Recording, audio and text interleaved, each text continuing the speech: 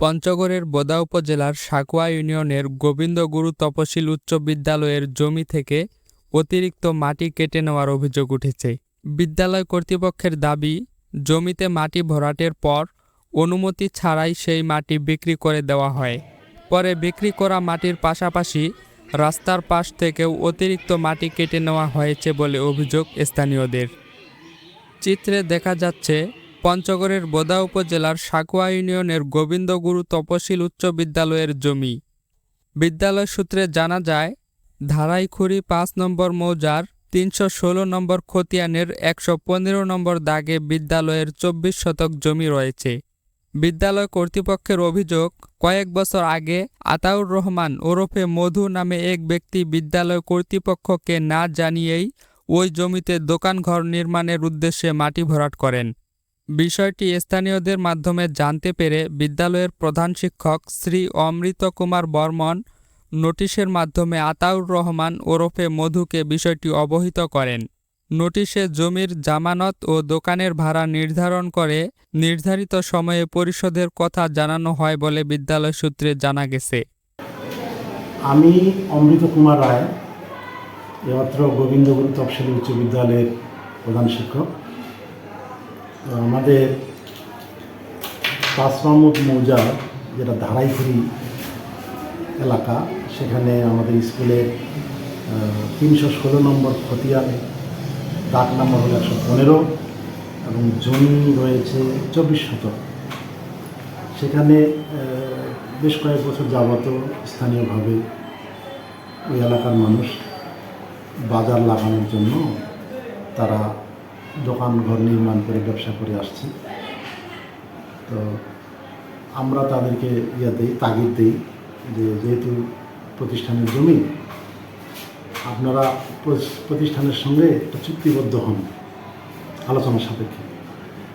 তো সেই মর্মে তাদেরকে নোটিশ দেওয়া হয় এবং নোটিশের বলে তারা আমাদের স্কুলের সঙ্গে যোগাযোগ করার পরে তাদের সঙ্গে কথা হয় যে তারা ব্যবসা বাণিজ্য করবে আমাদের সঙ্গে অনুমতি সাপেক্ষে, আর কি আলোচনা সাপেক্ষে, লিখিতভাবে অনুমতি নিয়ে। তো আমরা সেখানে একমত হই উভয় পক্ষ। তো সেখানে ওই এলাকারই আতাউর রহমান মধু নামে এক ব্যক্তি,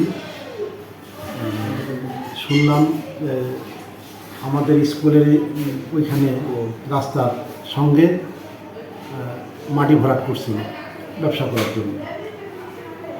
তো আমরা তাকেও জানাই, আমি তাকেও বিভিন্নভাবে জানাই এবং নোটিশও দিই যে যারা সেখানকার ব্যবসা করতে ইচ্ছুক তাদেরকে স্কুলের সাথে যোগাযোগ করার জন্য।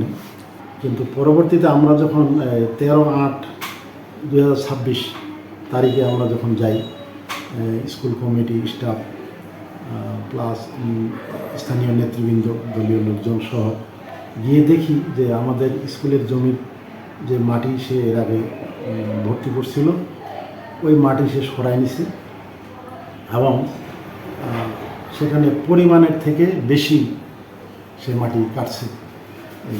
এই বিষয়টি আমরা সবাই অবগত হই এবং সবাই লোকজন ছিলাম এবং তাকে বিষয়টি অবগত করানো হয় বিভিন্নভাবে, সেও জানে। এবং আমি ওই দিনই অবশ্য চেয়ারম্যান সাহেবের সাথে ফোনে কথা বলি।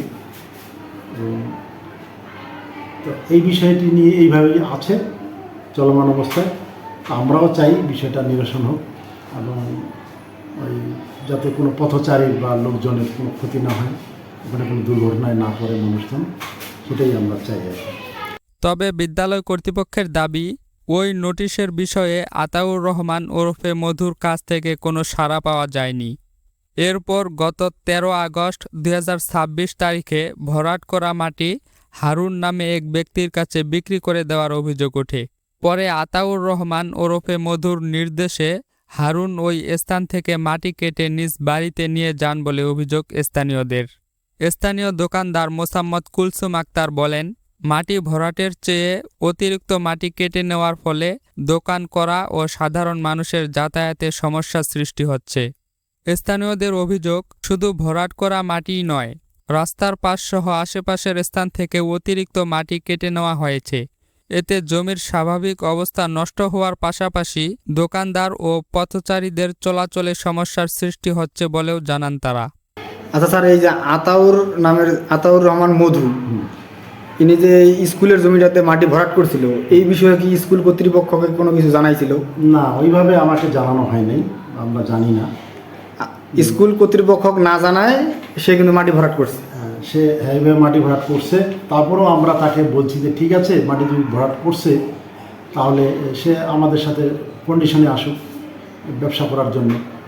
কিন্তু কিছুদিন পরে দেখা গেল যে আমরা 13/8/2026 তারিখে গিয়ে দেখলাম যে তার মাটিটা সে সরাই নিয়ে গেছে এবং রাস্তার যে মাটি সেটাও কেটে নিয়ে গেছে। এখন সে কাটলো না, যে সে যার কাছে মাটিটা দিছে সে কাটলো, এই বিষয়ে আমি অবগত নই আর কি, সঠিকটা বলতে পারলাম না।